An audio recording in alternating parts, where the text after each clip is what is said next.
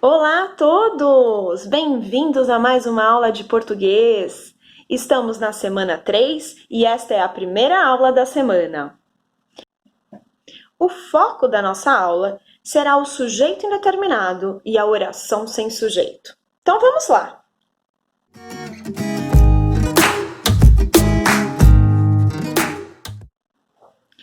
O sujeito indeterminado é aquele sujeito que não tem núcleo e nós não sabemos quem é que fez a ação.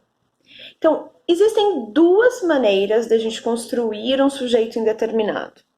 A primeira delas, e é a mais comum, porque é mais oral, é quando nós colocamos o verbo na terceira pessoa do plural. Então, por exemplo, eu falo assim: imaginem que tinha um bolo na geladeira. Continuando aquela história do bolo da outra aula, né, gente? Imaginem que tinha um bolo, eu fiz um bolo agora de cenoura e deixei ali na geladeira. Hoje de manhã eu acordo, abro a geladeira, vejo, cadê o bolo? Não tem mais bolo. Ou seja, eu já fico nervosa aqui em casa e já falo, não acredito, comeram o meu bolo. Comeram todo o bolo de cenoura. Comeram o bolo. Então, vamos parar para pensar. Quando eu digo comeram, o verbo na terceira pessoa do plural, na verdade, uma estratégia linguística para mostrar que eu não sei quem foi que fez essa ação, né? Porque pode ter sido meu marido, que comeu só ele, foi lá escondido e comeu todo o bolo, como pode ter sido meu marido e meu filho que dividiram o bolo. Então, nesse caso, eu não tenho nem a ideia de saber se foi uma ou se foram duas pessoas que fizeram essa ação. Eu não tenho nenhuma pista, percebem? Então, colocar o verbo na terceira pessoa do plural é de fato uma estratégia da nossa língua para indeterminar o sujeito. Então, a gente pode pensar em outros casos também. Por exemplo, ligaram para você. Ligaram. Quem que ligou? Nossa, por que dão essa informação, né, gente? Melhor não dar essa informação, não fala, né? Porque a gente não sabe quem que ligou, não dá para retornar, não é verdade? Ou vamos supor que o porteiro liga aqui e fala assim, ô, dona Juliana, deixaram uma encomenda aqui para você. Nossa, eu morro de curiosidade. Quem será que deixou essa encomenda? Para saber sobre isso, eu preciso descer e ir lá pegar. Não é verdade?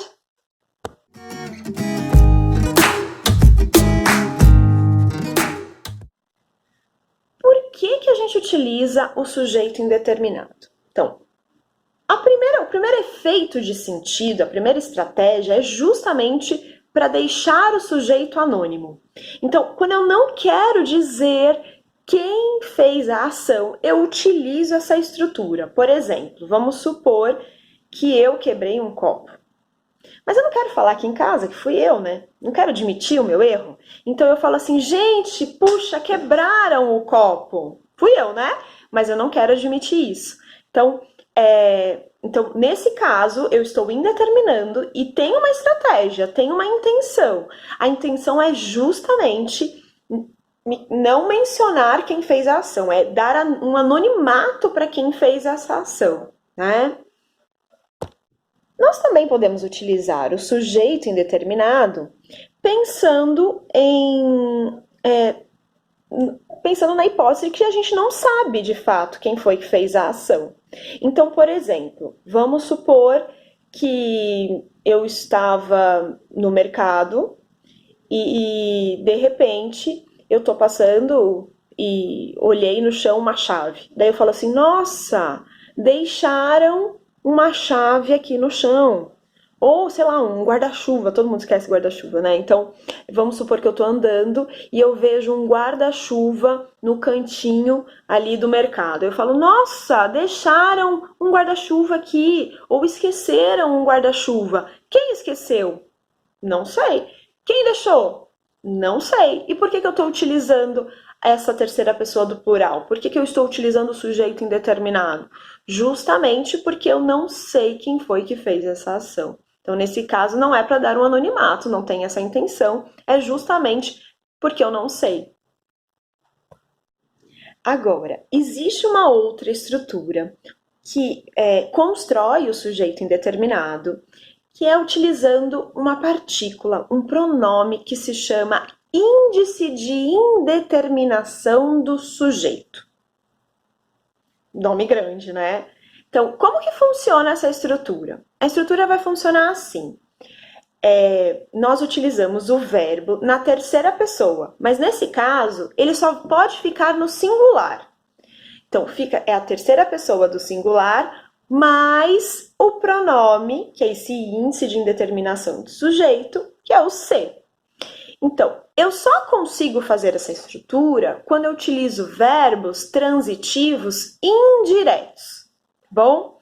Que é o caso, por exemplo, do verbo precisar. Por exemplo, na frase, precisa-se de estagiários. Precisa-se de estagiários. Se eu perguntar para o verbo, pergunto para ele, ó, quem fez essa ação de precisar? Quem precisa de estagiário? Não sei, não é? Então, quem é responsável por deixar esse sujeito, então, indeterminado? Esse ser, que é o índice de indeterminação do sujeito. É ele que deixa essa oração como sujeito indeterminado. Agora, é importante a gente perceber que nessas orações em que o sujeito é indeterminado, de fato, o sujeito não é o mais importante. O mais importante, o foco desta informação é justamente a própria ação, o próprio verbo, ou no caso, né, às vezes no caso do precisa-se de estagiários, o que se precisa, né? Então, o mais importante no sujeito indeterminado não é o sujeito. Por isso que a gente indetermina. A gente dá o foco para a outra informação, tá bom? Então, quando vocês forem produzir as redações de vocês, pensem nisso. Será que não seria interessante você indeterminar o sujeito naquele momento? Às vezes você está utilizando uma forma muito geral de escrever, será que não é interessante você colocar um sujeito indeterminado? Então, comece a pensar sobre isso, né? Comece a pensar a forma onde que você pode escolher utilizar o sujeito indeterminado, tá bom? Agora, momento dúvida.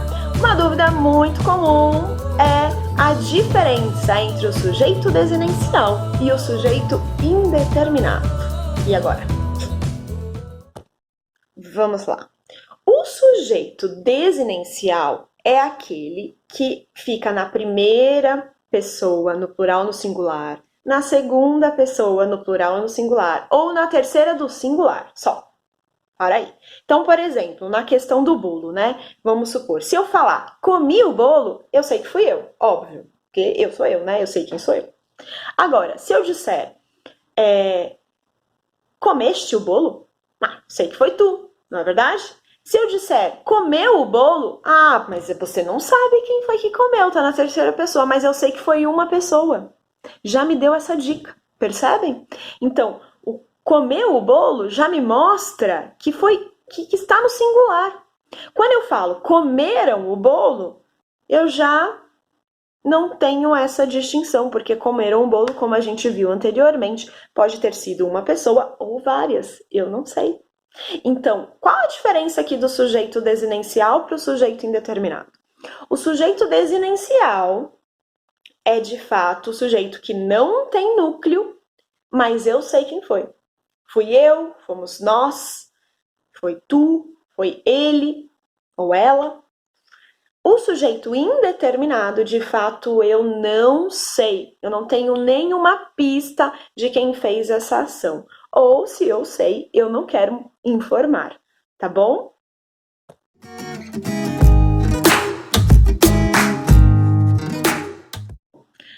Oração sem sujeito. A oração sem sujeito geralmente é quando a gente utiliza verbos como fenômenos da natureza, não é? Então é quando a gente fala assim: choveu muito, trovejou, nevou, né? Então, nesse caso, quem é que faz essas ações? Tem ninguém para fazer essas ações. Não é verdade? Ah, mas foi Deus que fez, a nuvem fez chover. Mas lembra, análise sintática é quando a gente analisa a oração, as palavras que estão na frase. E eu não estou falando a chuva choveu. Não é isso, né? Ou a nuvem choveu. Não é isso. A gente disse choveu. E nessa oração não tem ninguém que faz essa ação. Então, geralmente, quando a gente fala sobre fenômenos da natureza, ou quando a gente indica horas, o clima, o tempo, não tem ninguém para fazer essa ação. Então, mais ou menos assim, né? Choveu, são 5 horas, são 10 horas da noite, é meio-dia,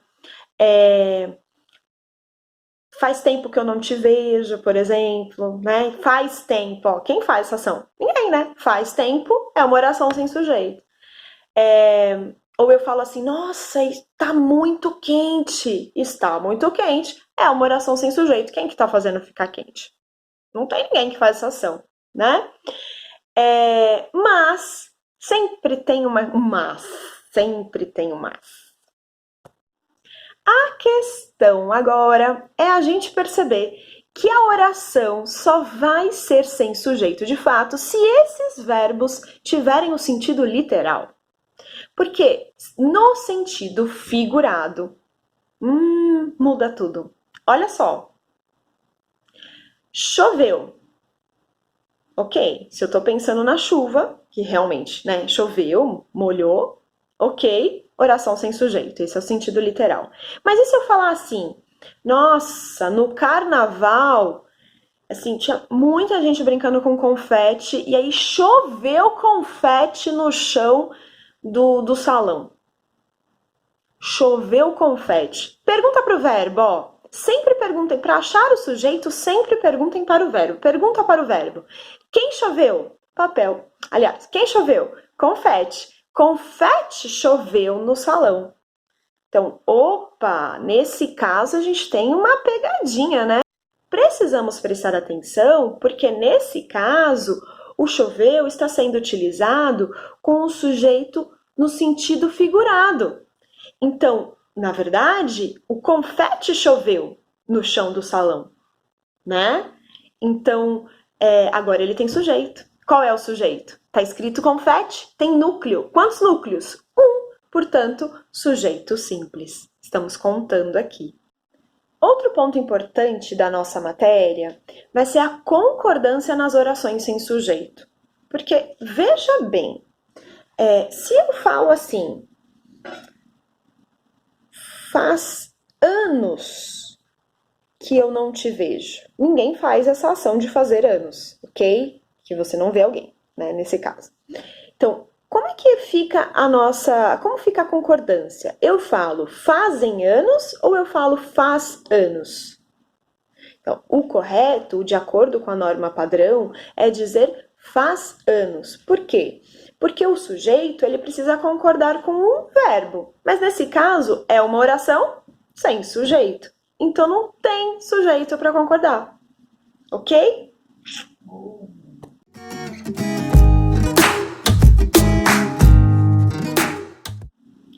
Agora nós vamos falar sobre dois verbos muito importantes nas orações sem sujeito. Tá? São dois verbos difíceis, dois verbos que as pessoas se confundem e são dois verbos que a gente utiliza muito, muito mesmo.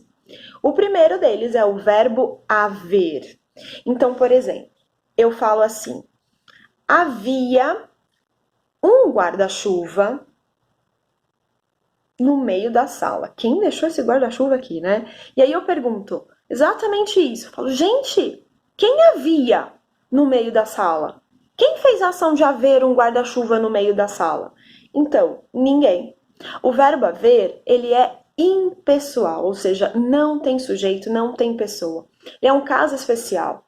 Então, o verbo haver, ele é utilizado, de fato, quando a gente não gostaria de mencionar quem fez a ação e de dar foco para quem fez a ação.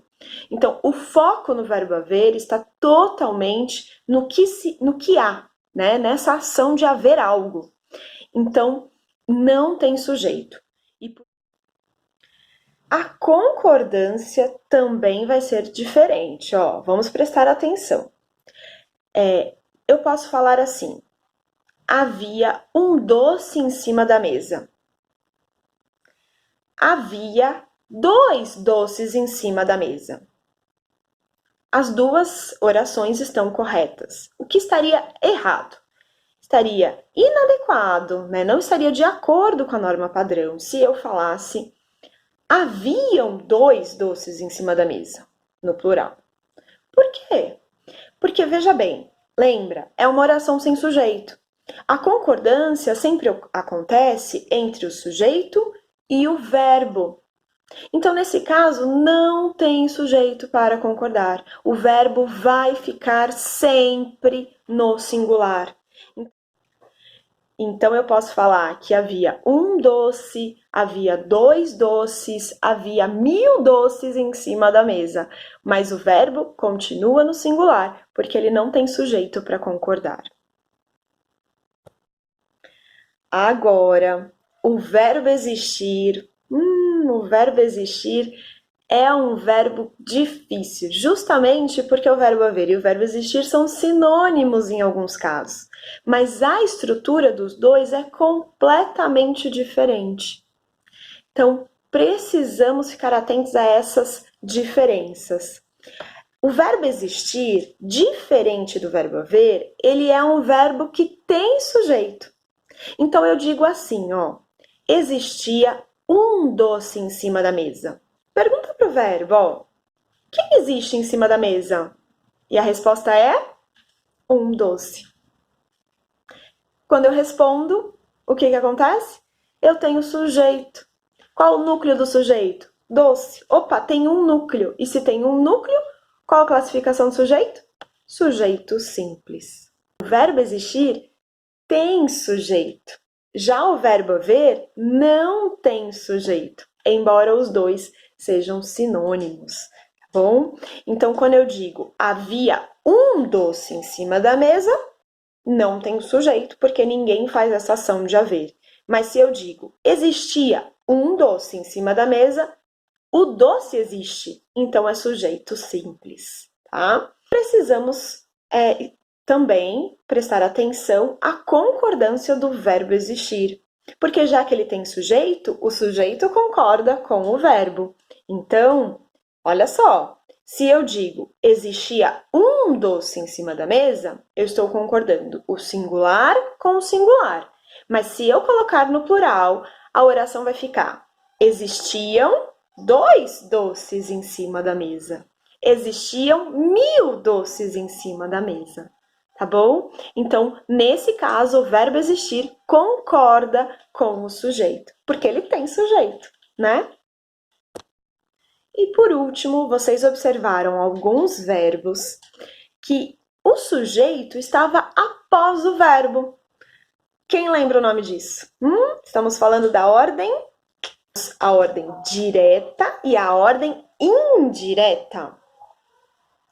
Quando a ordem é direta? Quando vem o sujeito e depois o verbo. E quando a ordem é indireta? Quando a gente inverte. Quando eu coloco o verbo primeiro e depois eu coloco o sujeito. Então, nesse caso, olha o verbo existir, olha como ele é difícil. Ele é difícil porque ele tem o sujeito e o sujeito dele está na ordem invertida, está na ordem indireta. Então, quando eu falo existia um doce está depois do verbo, está na ordem indireta. Vamos colocar na ordem direta? Como fica? Um doce existia, né? Então, no plural, olha lá, existiam 2 doces. 2 doces é o sujeito. Vamos colocar na ordem direta. Põe lá o sujeito na frente, ó. 2 doces existiam, ok? Então é isso. A nossa aula de hoje termina por aqui. Um grande beijo a todos.